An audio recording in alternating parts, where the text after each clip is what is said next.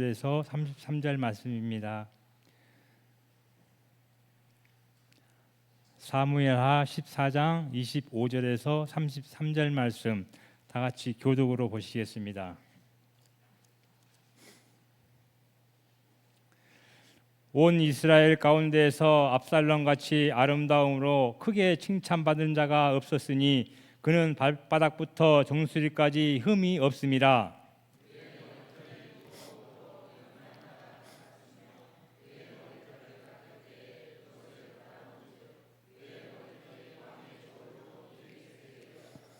압살롬이 아들 셋과 딸 하나를 낳았는데 딸의 이름은 다말이라. 그는 얼굴이 아름다운 여자더라.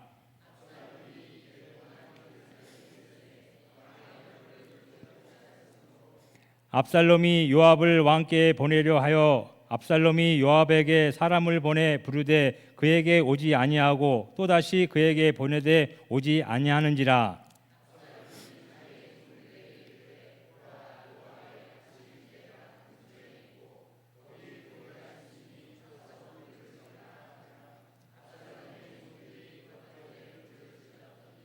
요압이 일어나 압살롬의 집으로 가서 그에게 이르되 어찌하여 내 종들이 내 발에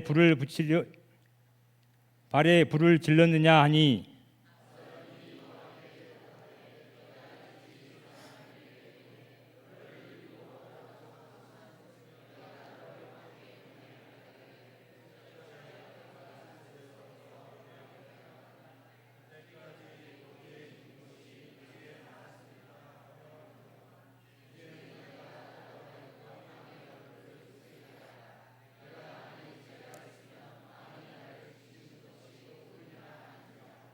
요압이 왕께 나아가서 그에게 아뢰매 왕이 압살롬을 부르니 그가 왕께 나아가 그 앞에서 얼굴을 땅에 대어 그에게 절하매 왕이 압살롬과 입을 맞추니라.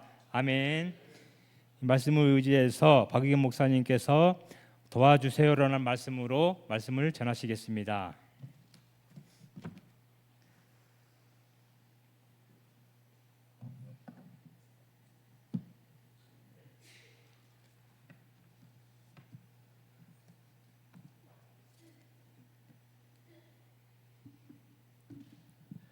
네, 먼저 양 옆에 계신 분들과 앞뒤에 계신 분들까지 서로 눈을 마주치면서 인사하시겠습니다.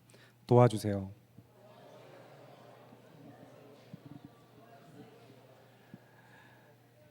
네, 그리고 한 번 더 인사하시겠습니다. 하나님께서 우리의 도움 되십니다. 네, 주 안에서 믿음으로 사랑하는 성도 여러분, 언제든지 누구에게든지 어떤 상황에도 도와주세요라고 요청할 수 있는 공동체, 그리고 그런 요청을 받았을 때 어떻게든 도와주기를 힘쓰는 믿음의 사랑의 공동체로 주 안에서 하나가 되시기를 기도합니다. 오늘 본문은 일반적인 관점에서 그리고 한 나라의 역사적인 측면에서 볼 때에는 왕의 집안에 생긴 갈등 그리고 화해입니다. 그리고 통전적 관점에서 하나님의 나라라는 구속사적 측면으로 바라보면 결국에는 창조 그리고 그 이후에 타락 그리고 구속의 이야기까지를 내다보게 합니다. 하나님의 백성이며 하나님의 나라로서 이스라엘 백성 그 나라는 그들이 요구한 왕을 세워서 왕이 다스릴 때에 하나님의 말씀대로 다스려야만 했습니다. 하지만 이스라엘의 첫 왕이었던 사울은 하나님의 명령을 따르지 않았고 그의 삶에서 여호와의 말씀을 버렸으므로 여호와께서도 그를 버리셨습니다. 그 뒤에 세워진 이스라엘의 두 번째 왕 다윗은 그리스도의 예표로서 믿음을 지키며 올바르게 주님의 길을 말씀의 길을 따라 걸어갔습니다.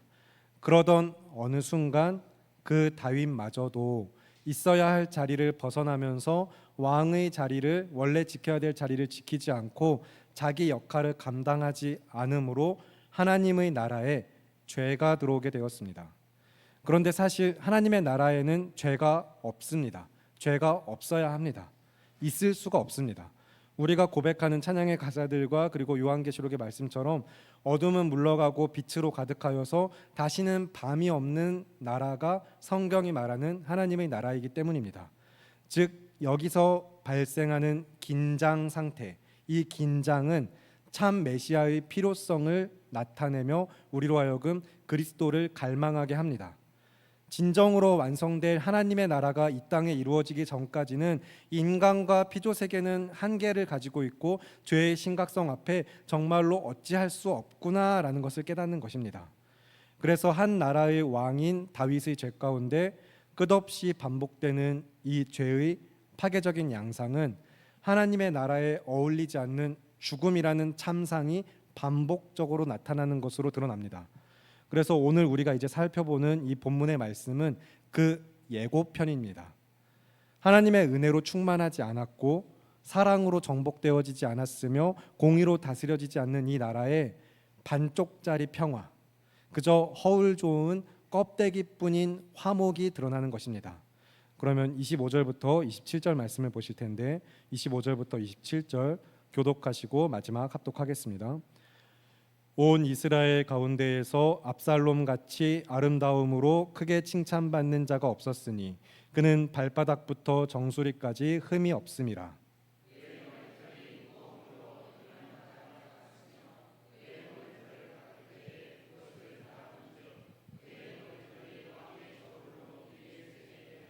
함께 읽겠습니다. 압살롬이 아들 셋과 딸 하나를 낳았는데 딸의 이름은 다말이라. 그는 얼굴이 아름다운 여자더라. 아멘.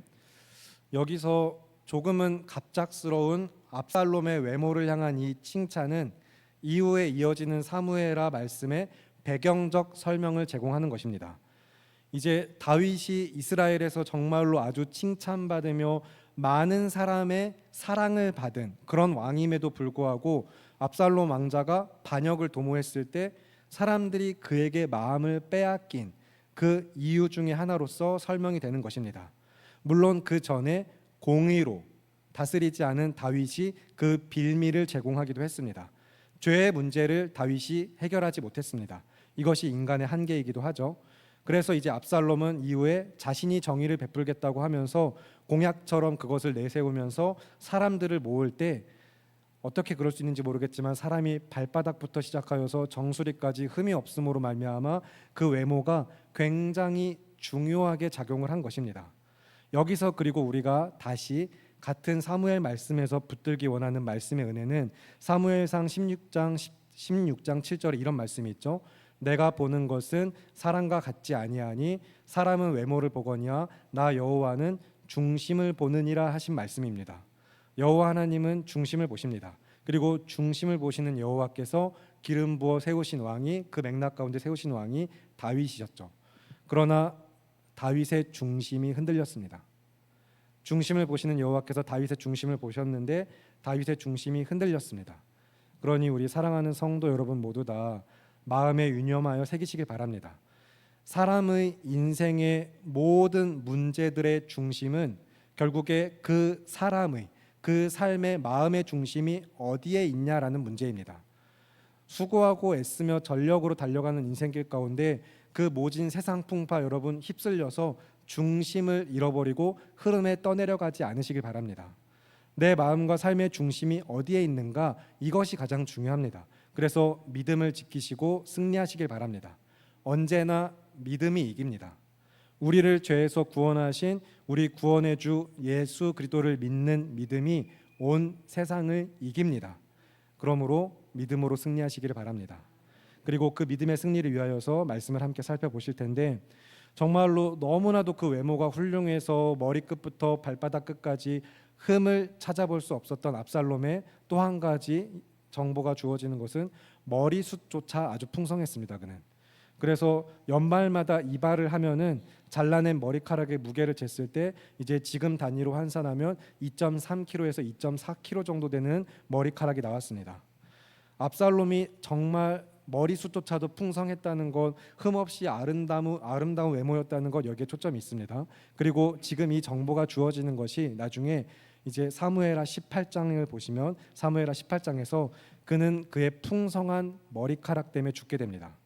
이제 노새를 타고 상수리 나무 밑을 지나가다가 머리카락이 상수리 나무에 걸리면서 빠져나오지 못하고 결국에 그곳에서 죽임을 당하게 됩니다. 그리고 또 성경이 이야기하는 대로 아들도 셋이나 있고 아름다운 딸까지 있었지만 성경이 또 밝히는 바 딸의 이름은 다말입니다.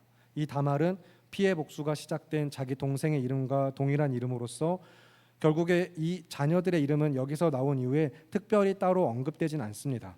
다말이 아름다웠다라고만 이야기할 뿐 성경은 그 이후에 다말의 이야기를 언급하지 않습니다. 그리고 세 아들이 있다라고 분명히 이야기했는데 나중에 또 뒤에 가면은 이제 압살롬이 자신이 자기의 뒤를 이을 아들이 없다라고 이야기해요. 이것은 성경이 잘못된 것이 아니라 즉 아들 세 명이 모두 다 죽었거나 아니면 압살롬의 뒤를 이을 만큼 출중한 자들이 아니었다는 것입니다. 자녀들에게 기대할 바가 없었다는 것이죠. 그래서 이제 방금 읽은 단락에서 압살롬에 대한 이 극찬처럼 보이는 이 말씀들은 결국에 그가 파멸의 길로 가는 데 있어서 이런 배경은 아무 도움이 되지 않는다라는 것을 보여주는 것입니다. 아무리 훌륭한 외모를 가졌다 한들 죄 앞에 무너진 인생은 그 죄가 해결받지 않으면 아무 의미가 없다는 것입니다. 그래서 그의 외모나 자녀들이 죄를 해결하지 못할 뿐더러 왕, 자기 아버지와 다시 화목하게 해주는 데 있어서도 어떤 영향도 도움도 되지 않았습니다. 그래서 압살롬은 끝없이 계속해서 자기 힘으로 내가 스스로 주인되는 삶으로서 어떤 계획을 가지고 일을 벌리기 시작합니다. 28절부터 30절의 말씀을 보실 텐데 28절부터 30절 한 절씩 교독하고 마지막 합독하겠습니다. 압살롬이 이태 동안 예루살렘에 있으되 왕의 얼굴을 보지 못하였으므로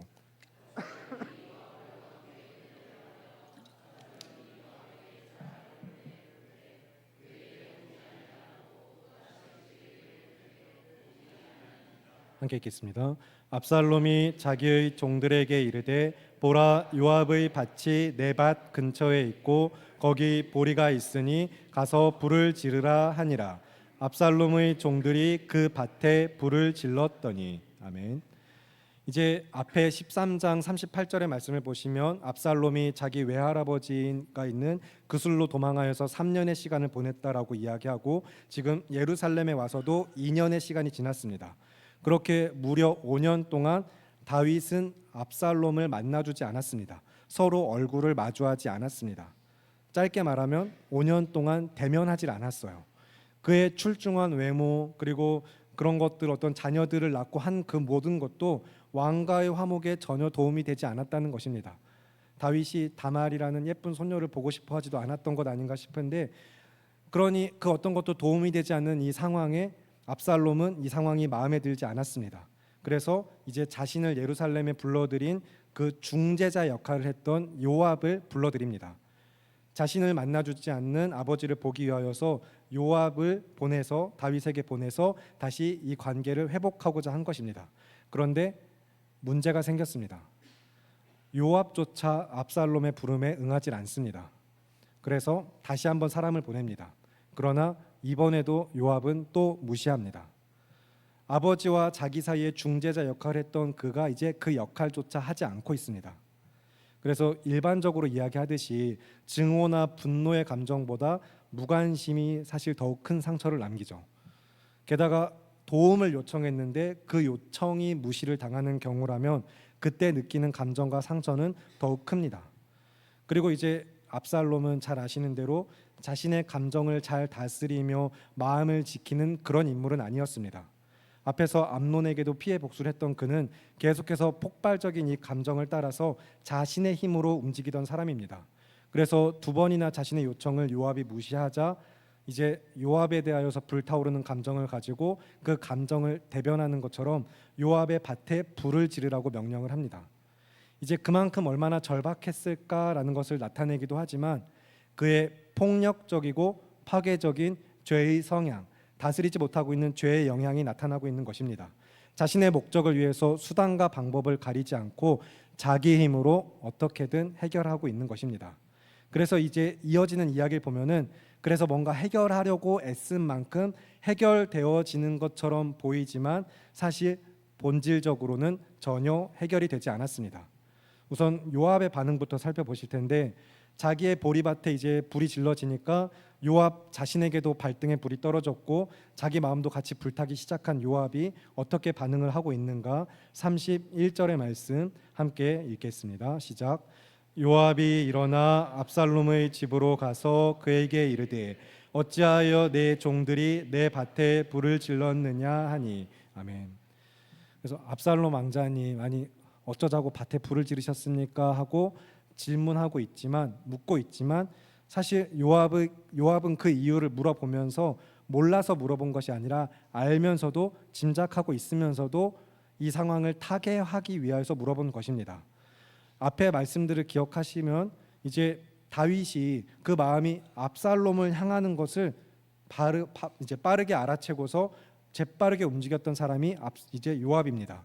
지혜로운 여인을 찾아서 그 여인의 입에 할 말까지 넣어줘서 이제 요압이 그 여인을 보내서 다윗이 압살롬을 부르도록 도왔어요. 그런 이제 요압은 당연히 뭔가 이 상황을 보면서 왜 이러고 있는지 짐작할 수밖에 없습니다. 그런데 여기서 잠시 이제 다윗으로부터 시작된 죄의 양상들, 하나같이 어떻게 이렇게 동일한 본질적인 죄가 나타나고 있는지를 유념하실 것은, 원래의 자리에서 벗어난 이후에 있어야 할 자리를 지키지 않을 뿐만 아니라 더욱더 크고 높은 자리를 탐내면서 하나님과 같이 되어서 그 자리에 오르려고 하는 죄의 본질이 계속 나타나고 있습니다. 다윗도 요압도 압살롬도 계속 동일합니다. 요압이 이제 지혜로운 여인을 찾아서 그 입에 할 말을 넣어주는 것, 마치 하나님께서 그 지혜를 주시고 할 말을 대변해 이렇게 주시고 하는 것과 같은 행위를 자기가 하고 있는 것이죠. 그렇게 발빠르게 움직였던 요압이 모든 동태를 파악하고 있던 자로서 지금 압살롬의 상황이 어떠한지, 심정이 어떤지는 모를 수가 없습니다. 분명히 알고 있습니다. 하지만 앞에서 자신이 한 번도 아니고 두 번씩이나 압살롬의 요청을 무시했기 때문에, 그의 부름에 응하지 않았기 때문에 이제 짐짓 아무것도 모르는 척 가서 묻는 것입니다. 아니 압살롬 왕자님 왜 밭에 불을 지르셨습니까? 하고 물었을 때 이제 여기에 이어지는 압살롬의 답변 32절을 제가 읽겠습니다. 압살롬이 요압에게 대답하되 내가 일찍이 사람을 내게 보내 너를 이리로 오라고 청한 것은 내가 너를 왕께 보내 아뢰게 하기를 어찌하여 내가 그술에서 돌아오게 되었나이까? 이때까지 거기에 있는 것이 내게 나았으리이다 하려 함이로라. 이제는 네가 나로 하여금 왕의 얼굴을 볼 수 있게 하라. 내가 만일 죄가 있으면 왕이 나를 죽이시는 것이 옳으니라 하는지라. 아멘. 지금 이제 이 말씀을 일상적인 언어로 풀어서 다시 이야기하면, 아니 이럴 거면 왜 나를 오라고 하셨습니까? 왜 부르셨습니까? 하고 왕에게 묻겠다 이겁니다. 그러면서 차라리 이럴 거면 내가 지금까지 그냥 그술에 있는 편이 저한테 더 좋았을 것입니다 라고 이야기하고, 그러니 아버지의 얼굴을 볼 수 있게 해주세요 라고 하면서, 그렇게 말하면서 내가 만일 죄가 있으면 왕이 나를 죽이셔도 괜찮습니다. 죽이셔도 옳습니다. 그냥 죽여야 될 나한테 죽을 죄가 있다면 그냥 죽여주세요 라고까지 이야기하고 있어요. 그러나 이것은 회개가 아닙니다. 압살롬은 당연히 죄가 있습니다. 만일 내게 죄가 있으면이라고 말할 수가 없어요. 그는 분명히 죄를 지었습니다. 그리고 그 죄는 아직 해결되지 않고 남아 있습니다. 그러므로 지금 이렇게 이야기할 수가 없습니다. 혹시나 왕의 부르신 가운데 이제 나를 다시 부르셨으니 내 모든 죄가 사하여졌나 보다 하고 오해했을 수도 있지만, 그러나 여전히 왕이 만나주지 않는다면, 아버지가 아들의 얼굴을 대하지 않는다면 완전히 용서하시진 않았나 보다 충분히 짐작하고 깨달아야 했습니다. 그리고 그의 얼굴을 보기 원한다면 단지 그런 의도를 넘어서, 어떤 보여진 행태를 넘어서 죄의 용서를 받기를 구해야 했다는 것입니다. 정말로 아버지와 인격적인 관계를 맺고 친밀한 사랑의 사귐을 회복하길 원했다면, 다시 사랑의 교제로 나아가고 싶다면 자기가 지은 죄를 가서 이제 토설하고 하나님 앞에 토설하듯이 회개하듯이 이제 내가 죄 용서받기 원합니다. 어떻게 해야 되겠습니까? 라고 묻는 것이 당연한 것이었습니다. 결국에 겉모습만 회개인 것 같은 압살롬의 이 고백 이후에 그래도 다윗은 압살롬을 불러줍니다. 그래서 문제가 해결되는 것 같지만 사실은 해결되지 않은 채 죄의 사슬과 깨어진 관계는 여전히 남아 있습니다. 그리고 이제서야 요압도 이제 바쁘게 움직이기 시작하는데, 압살롬을 불러들인 장본인으로서 이제 중재자의 역할, 그 역할을 이제 조금 수행하고 있습니다. 그래서 이제 오늘 본문 마지막 33절 함께 한 목소리로 읽겠습니다. 시작. 요압이 왕께 나아가서 그에게 아뢰매 왕이 압살롬을 부르니 그가 왕께 나아가 그 앞에서 얼굴을 땅에 대어 그에게 절하매 왕이 압살롬과 입을 맞추니라. 아멘. 여기서 이제 우리가 언뜻 읽고 그냥 지나치면 잘 화해하고 마무리되었구나, 그래서 갈등은 해결되었구나라고 보여지는 분위기지만 이제 천천히 함께 말씀을 살펴오시면서 전혀 그렇지 않다는 것을 이미 알고 있는 우리는 이 말씀 안에서도 작은 위화감이 들어야 합니다. 오늘 본문 안에서 계속해서 나타나고 있는 어떤 긴장감, 해결되지 않는 위화감, 이 모든 갈등들에 대하여서 그래서 답답한 가운데 어떻게 무엇으로 해결받아야만 하는가, 우리의 죄는 무엇으로 해결받을 수 있으며 깨어진 관계는 어떻게 다시 이어질 수 있는가. 그래서 우리는 설교의 후반부까지 그 답을 얻으시고 또한 말씀의 은혜에 붙들리시기를 기도합니다. 먼저는 33절 말씀을 조금 더 세세히 살펴보실 텐데, 이제 드디어 왕 그의 아버지가 이제 압살롬을 부릅니다. 그 부르심이 있은 다음에야 압살롬은 왕의 앞에 나아갈 수 있었으나 여전히 왕의 얼굴을 직접 보지는 못합니다. 얼굴을 마주하지 못하고 우선은 땅에 바짝 엎드려서 왕에게 절을 합니다. 그리고 그때서야 이제 압살롬에게 입을 맞추면서 겉으로 보여지는 화해가 이루어졌습니다.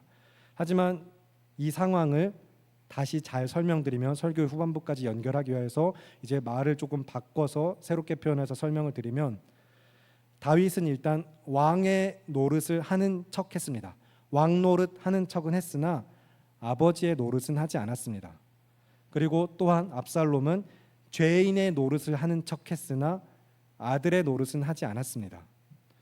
다윗은 왕 노릇만 하는 척하였고 아버지 노릇을 하지 않은 것이며, 압살롬은 죄인의 노릇을 하는 척했지만 아들의 노릇을 하지 않았다는 것입니다. 그래서 바로 다음 장 이야기가 계속해서 이어질 때 아버지 노릇하지 않는, 그래서 왕 노릇도 제대로 감당하지 못하고 있는 그런 다윗을 못마땅히 여기면서 압살롬이 자기가 왕 노릇을 하려고 하죠. 아들 노릇도 하지 않은 채 자기가 왕 노릇 하려고 하면서 반역이 시작됩니다. 그리고 이제 오늘 본문에서 다윗이 압살롬에게 입을 맞춰준 것처럼 왕 노릇하는 가운데 자신을 찾아오는 사람들에게 왕처럼 압살롬이 이제 입을 맞춰줍니다.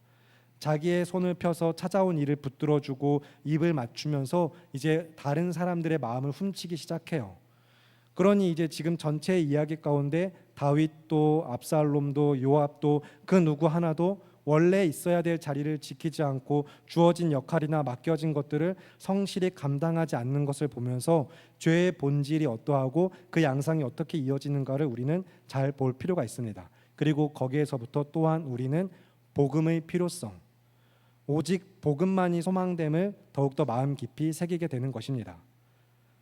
하나님 아버지께서 아버지의 노릇을 성실히 감당하셨고 지금도 감당하고 계시며 앞으로도 영원히 감당하시는 그 구원의 은혜가 어찌나 크고 놀라운지 우리는 그 은혜를 붙들게 되는 것입니다. 그러면 그 은혜에 붙들리게 하여서 먼저 로마서 3장의 말씀에서 그 은혜를 확인하시겠습니다. 로마서 3장 21절부터 26절입니다. 신약 243쪽입니다. 신약 243쪽 로마서 3장 21절부터 26절.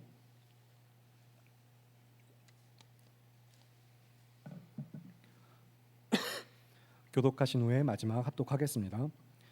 이제는 율법 외에 하나님의 한 의가 나타났으니 율법과 선지자들에게 증거를 받은 것이라.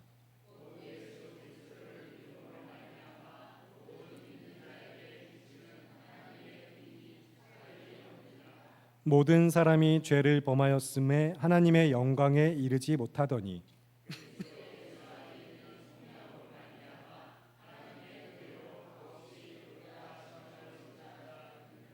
이 예수를 하나님이 그의 피로써 믿음으로 말미암는 화목 제물로 세우셨으니 이는 하나님께서 길이 참으시는 중에 전에 지은 죄를 간과하심으로 자기의 의로우심을 나타내려 하심이니. 함께 읽겠습니다.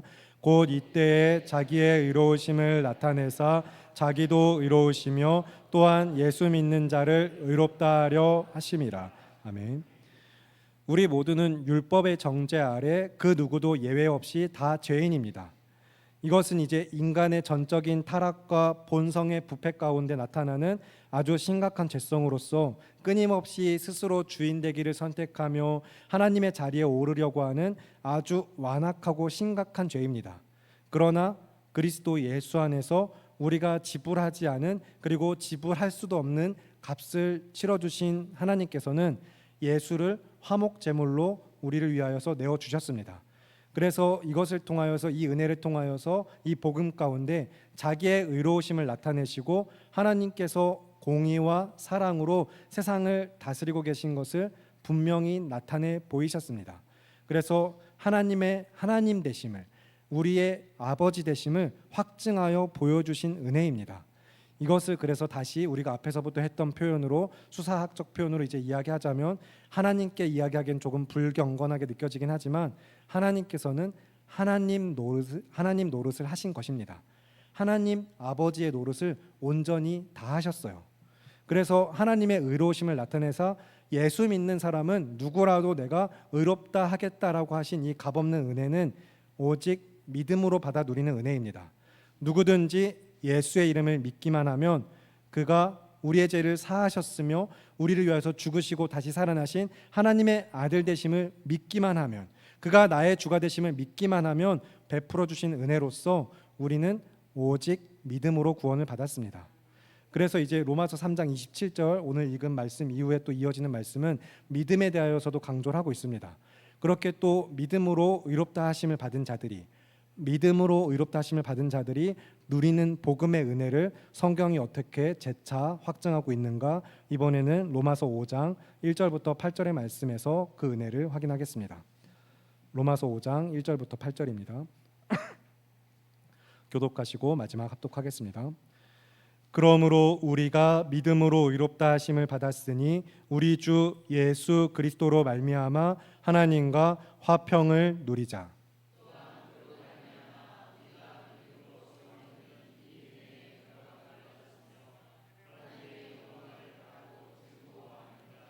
다만 이뿐 아니라 우리가 환난 중에도 즐거워하나니 이는 환난은 인내를, 소망이 우리를 부끄럽게 하지 아니함은 우리에게 주신 성령으로 말미암아 하나님의 사랑이 우리 마음에 부은 바 됨이니,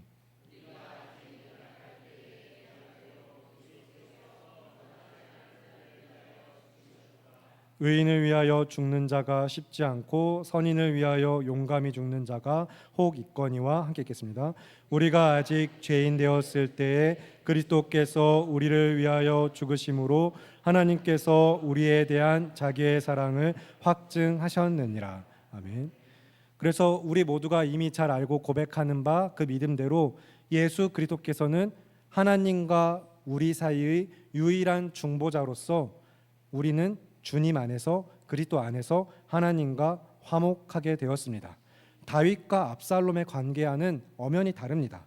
우리는 예수 그리스도로 말미암아 하나님과 화평을 누리게 되었고, 그 화평을 누리라고 성경은 권면하고 있으며, 주 안에서 하나님과 화목하게 된 자에 대하여서 심지어 성경은 그래서 그리스도와 연합된 자라고까지 분명하게 그 은혜를 선포하고 있습니다.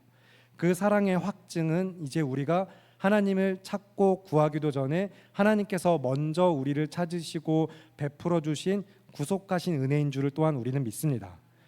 그래서 우리는 믿음으로 그 은혜를 깨달아 진정으로 회개하여서 돌이켜 주님께로 나아가 원래 있어야 할 자리로, 원래의 모습을 회복하는 것으로, 하나님의 형상을 회복된 자로서 구원의 은혜를 누리며 하나님과 함께 교제하는 삶으로 나아가는 것입니다. 그래서 여기서 한 가지, 회개가 구원의 조건이 되어서 회개를 반드시 해야만 구원을 주시는 순차적인 방식은 결코 아닙니다.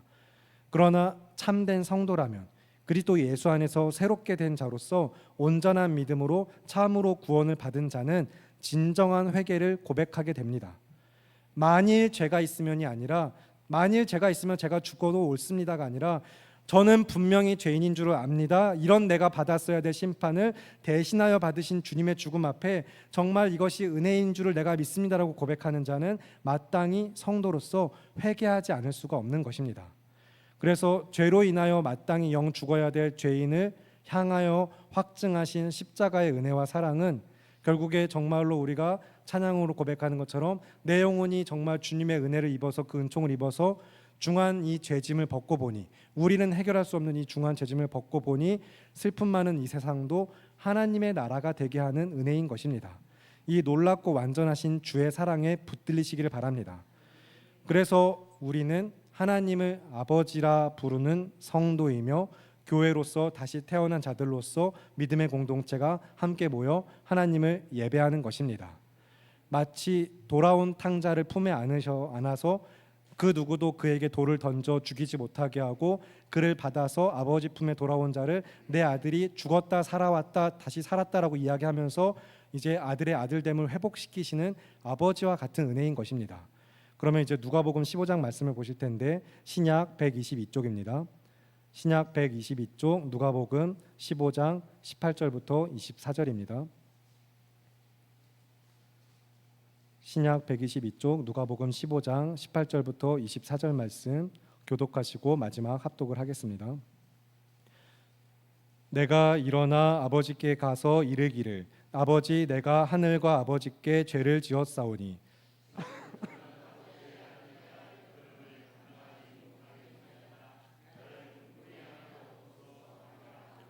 이에 일어나서 아버지께로 돌아가니라. 아직도 거리가 먼데 아버지가 그를 보고 측은히 여겨 달려가 목을 안고 입을 맞추니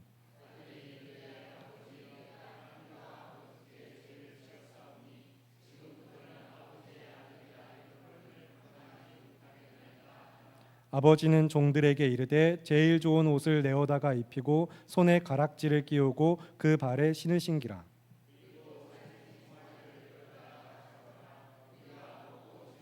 함께 읽겠습니다. 이 내 아들은 죽었다가 다시 살아났으며 내가 잃었다가 다시 얻었노라 하니 그들이 즐거워하더라. 아멘. 우리가 이 말씀 안에서 분명히 알고 믿는 바 이 아버지야말로 정말로 아버지의 노릇을 다 한 것이죠. 그의 아들이 돌아오기만을 기다리면서 가장 먼저 달려가서 그 아들을 품에 안아버리기 위하여서 항상 아버지가 있어야 할 자리를 지키고 있던 그는 아들을 발견하자마자 곧바로 아들의 어떤 말과 행동이 있기도 전에 아들을 보는 순간 달려가서 아들이 어떠한 말을 하지 않아도 어떤 행동을 하지 않아도 그저 아버지의 역할을 온전히 다하고 있습니다. 그를 안아버리는 그 사랑은 오늘 우리에게 또한 그리스도 예수 안에서 베풀어진 은혜인 줄을 우리는 믿습니다.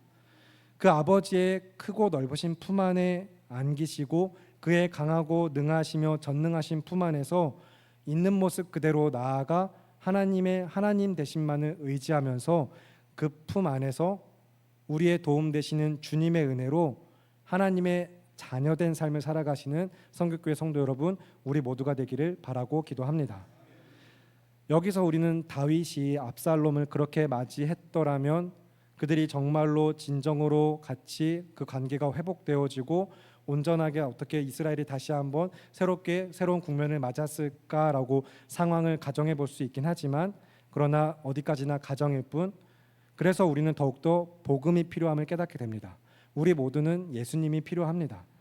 그러므로 나의 도움이 되시는 주님을 찾으시고 그는 늘 나와 함께 하심을 믿으시면서 언제나 주와 동행하는 삶을 더욱더 힘쓰시고 믿음으로 승리하시기를 바라고 기도합니다. 아버지께서 아버지 노릇을 하시도록 자녀된 우리는 다른 무엇을 하는 게 아니라 자녀가 있어야 할 자리를, 자녀된 역할을 믿음으로 다하면 되는 것입니다. 그래서 여기서 우리는 다시 한번 아버지와 늘 함께 있었음에도 불구하고 모두가 함께 즐거워하고 있을 때 즐거워하지 않으며 아버지의 것으로 그리고 아버지와의 관계로 충만하지 못하고 아버지의 은혜로 일상이 정복되지 않으며 아버지의 뜻대로 삶을 다스리지 못했던 마다들을 다시 보게 되는 것입니다. 우리 모두 다 그런 마다들 같이 되지 않기를 바라면서요. 마치 세리와 죄인들을 가까이 하는 예수님께 바리새인과 서기관들이 수군거리며 전혀 이 복음의 전파에 도움이 되지 않았던 것처럼 지금 이 비유로 하신 모든 말씀도 기본적으로는 이제 하나님 아버지께서 어떤 분이신가 이야기하기 위한 것이지만 그 바리새인들과 서기관들이 수군거릴 때 하나님이 어떤 분이신가 이야기하면서 그들이 듣고 깨달으라 혹은 믿음이 없어 깨닫지 못하는 자들을 통하여 보여주시는 우리가 깨달아야 될 말씀이 무엇인가를 성경이 이야기하는 것입니다. 그래서 우리가 정말로 하나님 아버지가 어떤 분인가라는 우리가 지켜야 될 믿음의 중심을 지키면서 이야기를 이제 이 말씀의 이야기를 듣게 되는 대상들이 누구인지를 다시 한번 유념해야 하는 것입니다. 그리고 거기서부터 우리에게까지, 나 자신에게까지 확장해서 이 은혜를 연결하여서 말씀을 풍성히 누리실 수 있어야 합니다. 세리와 죄인들이 복음을 듣는 일에 전혀 도움이 되지 않는 이 종교 지도자들에게, 복음의 전파에 전혀 도움을 주지 못하고 있는 그들에게 예수님께서 비유를 통하여서 가르치시고자 했을 때 그들이 듣고 깨달아야 될 자신의 위치와 역할은, 그 실체를 고발하는 이야기는 마다들을 통해서 고발되고 있는 것입니다. 그래서 이 말씀 전체 맥락도 여러분이 유념하셔야만 합니다. 잃은 양을 찾는 목자의 비유 가운데 바리새인과 서기관들에게 이렇게 말씀하시면서 예수님은 나중에 또 이 이후에 그 누가복음 15장 이후에는 제자들만 또 따로 이제 청지기의 비유를 또 이야기하십니다. 이제 지혜롭게 행한 옳지 않은 청지기의 비유를 이야기하시면서 자신이 있는 자리에서 제 역할을 감당하지 못했을 때, 그래서 그 직분을 빼앗기게 되는 자가 다시 옳지 않은 청지기가 어떻게 지혜롭게 일을 했는가 이야기하면서 자기 주인의 명예를 드높이는 방식으로 불의한 재물로 오히려 친구를 사귄 그의 지혜로운 방식을 이야기하면서 청지기 된 제자들이 믿음으로 살아야 할 것이 어떻게 살아야 될 것인가까지 또 계속해서 말씀은 가르치고 있는 것입니다. 그러므로 이제 우리 사랑하는 성교교회 성도 여러분, 이제 우리의 삶의 믿음의 현 주소, 믿음과 삶을 말씀 앞에 비추어 보시기 바랍니다. 우리 이 믿음의 공동체는, 성교교회는 지금 어떠한가? 적당히 좋은 게 좋은 거지 하면서 죄의 싹이 자라나는 것을 그냥 외면하여 버리고 각자의 자리에서 자기의 역할을 다하지 않고 소홀하게, 또는 서로가 서로를 돕지 않고 그냥 가만히 두면서 그렇게 굴러가는 공동체는, 그런 교회는 결코 없습니다. 교회는 그렇게 굴러가선 안 됩니다. 누군가의 섬김과 헌신이 당연한 것이 되어서도 안 되고 그 누구도 서로를 돕지 않는다, 그런 공동체는 결국에 와해되고 분열될 수밖에 없습니다. 세상도 그러할 텐데 믿음의 공동체는 더욱더 심각한 것입니다. 하나님께서 세우신 이 믿음의 공동체는 모두가 섬김과 헌신으로 부름을 받았습니다. 전 인격과 삶을 드리도록, 앞에서 고백한 찬양처럼 나를 드리고 주의 영광을 위해 나를 써주세요 고백한 것처럼 하나님을 예배하는 믿음의 공동체로서 한 영혼 한 영혼을 하나님께서 부르셨습니다. 모두가 섬김과 헌신으로 부름 받았을 때 우리 모두는 하나님께서 맡기신 바 복음과 영혼에 대하여서 청지기적 사명을 가진 교회인 것입니다. 그러면 우리는 주인의 것으로, 또한 주님의 뜻대로 충만하여지고 정복되어지며 다스리고 있는가? 그 삶이 단지 주종 관계로서만 아니라 아버지와 자녀의 화목하고 연합된 관계 안에서, 사랑의 관계 안에서 기초하는 것으로서 우리는 고백하고 누리며 살아가야 하는 것입니다. 그래서 우리의 믿음이 연약하지만 비록 그 연약한 자들 안에서 서로가 서로의 연약함을 발견할 때에도 우리는 다시 서로를 돌보고 사랑 안에서 연결되고 결합되어 지어져 가기를 힘써야만 하는 것입니다. 불평과 원망은 사실 쉽습니다. 불평하고 원망하는 일은 누구나 할 수 있습니다. 지적과 비판도 마찬가지입니다. 그리고 누구나 쉴 수 있다면 쉬고 싶어 합니다. 하지만 그렇지 않다는 것, 그것이 옳지 않다는 것을 아는 우리 성도님들 모두 다, 지금 이 자리에 계신 분들 모두 다 그래서 주어진 역할과 자리에 성실하게 임하고 계시죠. 그러나 아차하는 순간에 나의 마음이 무너지고 마음을 지키지 못해서 믿음이 흔들리면, 중심이 흔들리면 위기가 찾아오는 것입니다. 참아왔던 불평을 쏟아내며 억눌렸던 지적과 비판을 쏟아내고 다 내려놓겠다고 막 포기하고 이런 삶들, 그때 그래서 더욱더 우리가 지켜야 될 마음의 중심이 무엇인가, 삶의 중심이 무엇인가, 믿음은 우리에게 무엇이라고 권면하는가, 말씀을 어떻게 우리가 붙들어야 되는지 기억하시면서 누가복음 15장 이어지는 25절부터 32절 말씀에서 그 은혜를 확인하겠습니다. 누가복음 15장 25절부터 32절입니다. 마다들은 밭에 있다가 돌아와 집에 가까이 왔을 때에 풍악과 춤추는 소리를 듣고 대답하되 당신의 동생이 돌아왔음에 당신의 아버지가 건강한 그를 다시 맞아들이게 됨으로 인하여 살진 송아지를 잡았나이다 하니,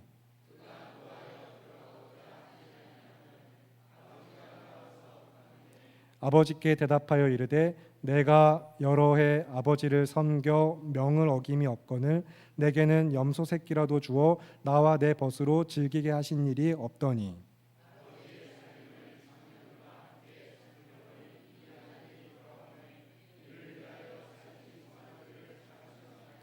아버지가 이르되 예 너는 항상 나와 함께 있으니 내 것이 다 네 것이로되 함께 있겠습니다. 이 내 동생은 죽었다가 살아났으며 내가 잃었다가 얻었기로 우리가 즐거워하고 기뻐하는 것이 마땅하다 하니라. 아멘. 우리 사랑하는 성도 여러분, 주의 말씀을 힘입어 믿음으로 권면드립니다. 맏아들 노릇 할 수 있도록 아버지께서 아버지 노릇을 할 수 있도록 돌아온 탕자가 또한 다시 아들의 노릇을 할 수 있도록 서로 도와주시길 바랍니다. 아버지의 즐거움에 동참하세요.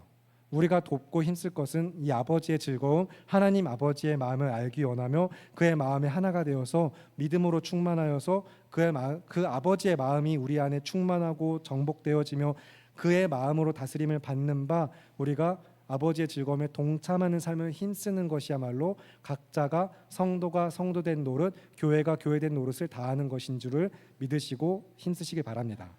그래서 하나님을 예배하는 일에 서로 마음을 모아 하나가 되시고 그 삶을 위해서 서로 도와주세요. 그 사람이 예배할 수 있도록 도와주세요. 어떤 여러 가지 수많은 삶의 연약한 이유로 믿음의 흔들림으로 여러 가지 또 어떤 불평, 원망 무엇이 됐든지 간에 하나님을 예배하는 삶의 중심에서 벗어난 자들이 다시 예배할 수 있도록 서로를 도와주세요. 그래서 하나님께서 기뻐하시는 일이 무엇인지 시험하여 보는 삶으로써 결국에 주님께서 기뻐하시는 것이 무엇인지 하나님의 선하시고 기뻐하시고 온전하신 뜻을 분별하기를 힘쓰면서 서로 믿음으로 순종하여서 주 안에서 하나 되고 연결되어 결합되어지는 믿음의 공동체, 서로 도와주기를 힘쓰는 예배의 공동체 우리 모두가 되기를 예수님의 이름으로 축복하고 기도합니다. 이 시간 함께 합심하여서 기도하겠습니다. 오늘 들은 말씀과 주시는 마음을 붙들고 함께 통성으로 기도하실 때 하나님의 도우심으로만 살고 있습니다라고 고백하시면서 그 삶을 살아가는 자로서 또한 돕기를 힘쓰는 성도 되기를 함께 기도하겠습니다. 먼저 나 자신부터 그리고 또 내 주변을 돌아보면서 참으로 흠 많고 연약한 삶이지만 우리가 주의 도우심을 받아 이때까지 왔으니 이와 같이 앞으로도 주의 도우심을 힘입어 오직 믿음으로 살기를 원합니다라고 고백하시면서 주님이 나의 도움 되시는 그 은혜를 맛보며 살아가는 우리 모두가 마땅히 또한 그 도우심을 입어 믿음으로 살아가면서 내 옆에 연약한 지체들 서로가 서로를 긍휼히 여기고 믿음으로 돌보며 서로 도와주는 선교교회 우리 모두가 되시기를 간구하시면서 이 시간 주님만 나의 도움 되심을 내가 믿습니다. 그 믿음으로 살아가며 서로 돕는 교회 되기 원합니다. 내가 그 한 사람 되기 원합니다. 주여 한번 외치시고 함께 통성으로 기도하겠습니다. 주여 살아계신 아버지 하나님, 오늘도 우리가 주님 앞에 나와 믿음으로 예배하는 자들, 교회와 성도된 자로서 믿음의 공동체로 함께 부름받은 주의 백성, 하나님의 자녀된 우리 모두가 어떻게 하나님께서 그리스도 예수 안에서 우리의 깨어진 관계를 다시 이어 화목하게 하시고 그리스도와 연합되어서 사랑의 사귐의 교제하여 우리를 초대하셨고 부르셨으며 그 삶을 살아가게 하시는가, 그 놀라운 구원의 은혜를 맛보는 자들이, 내가 구원받았다고 믿고 고백하는 자들이 참으로 주의 도우심을 입어 여기까지 왔사오니 계속해서